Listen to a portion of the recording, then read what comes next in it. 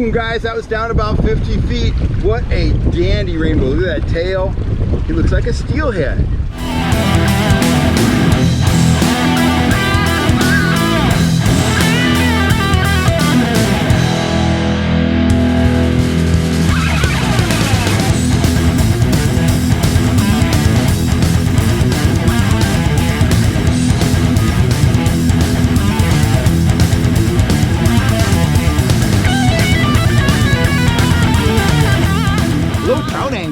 Kellogg here, and this is something different. Woke up to rain in the Sierra foothills today.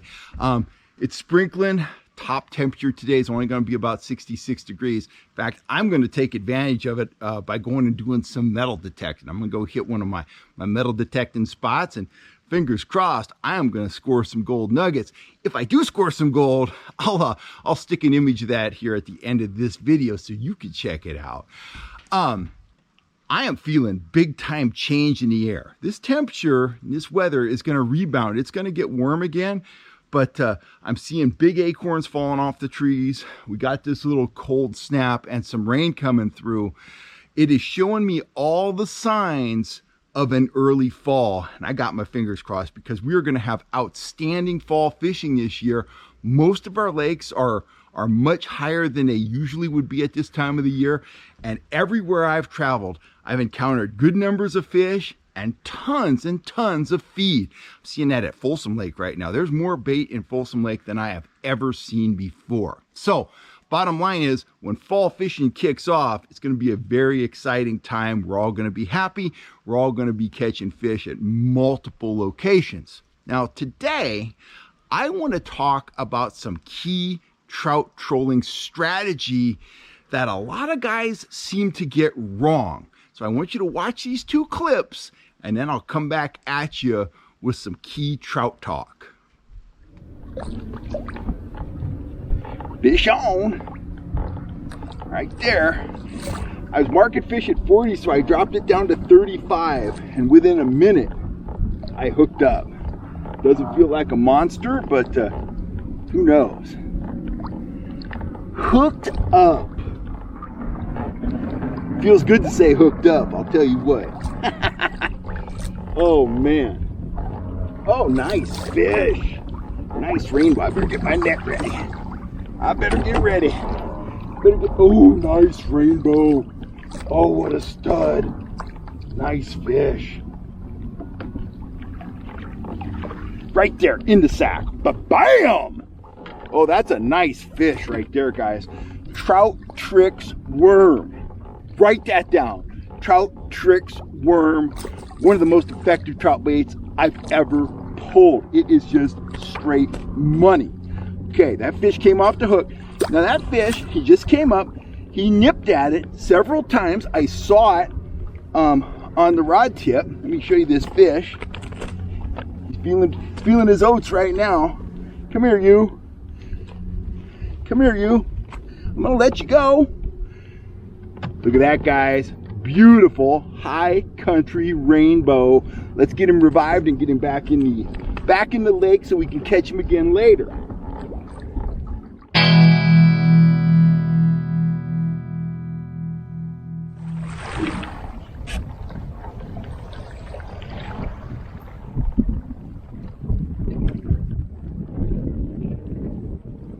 Fish on, baby. There's that fish for the road.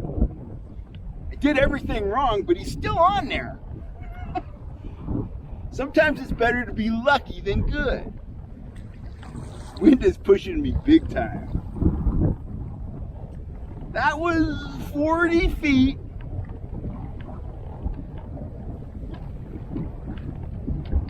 I couldn't get it out of the clip, and then the wind started turning me, and it was utter chaos. We're in good shape now unless fish comes up.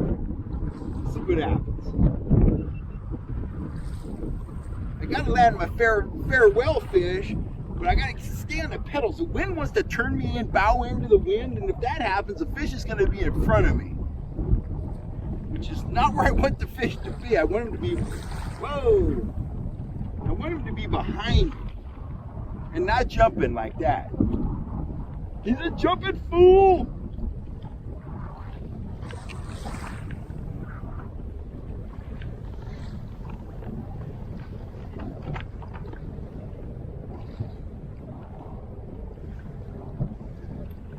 He's still 25 feet away.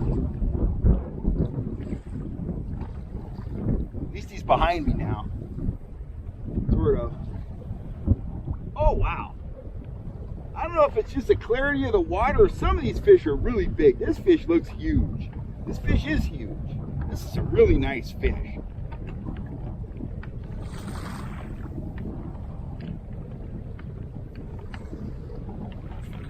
Okay. Let's see if we can get this guy in.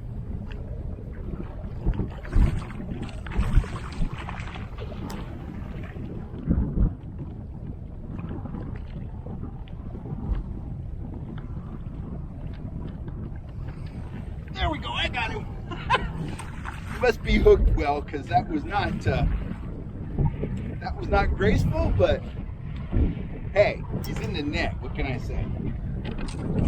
Okay, now we're up. Oh, that's a heavy fish. Heavy, heavy, heavy. High country awesomeness, guys. Look at that fish. He's just a beauty. Well, folks, it has been a superb day here in the high Sierras.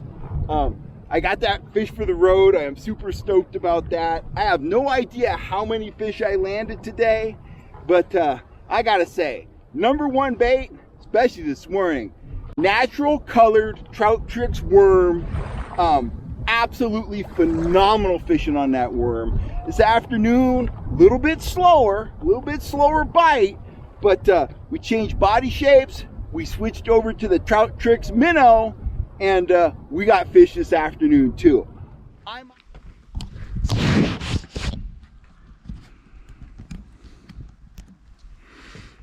Jeepers, it's raining right now. I had to wipe the lens off on the camera with my sleeve. So let me dig into what you saw there a little bit. That was a couple weeks ago. I was up at a high Sierra lake. I knew there were good numbers of trout in there, but I knew it was August. They'd been down in the water column, you know, for several weeks, had all the feed they wanted. So I knew I needed a presentation that was going to have maximum action at a fairly slow speed. I was going to have to finesse them. I was going to have to, you know, kind of tease them into striking, if you will. And my choice right out of the box was the trout Trix worm in the natural bait fish color. I know there's pond smelt in that lake, and I knew I would get a ton of action out of the worm at a low speed. Dumped it down anywhere between like 30 and 40 feet, and all morning long I just spanked the trout. It was pretty much a wide open bite. I probably didn't go more than about 15 minutes without a hookup. Sometimes I was getting hit as soon as I could get the downrigger down. Catching some really nice trout, up to about 3 pounds. There was a brown in the mix. Great morning of fishing. So about 11 o'clock, Lucy started getting a little antsy. I was getting a little hungry. So I headed to shore, let Lucy get her swim on. We ate a couple apples, had some water. And while we were doing that, the breeze started coming up. And you know me, I love breeze. Usually stimulates the bite.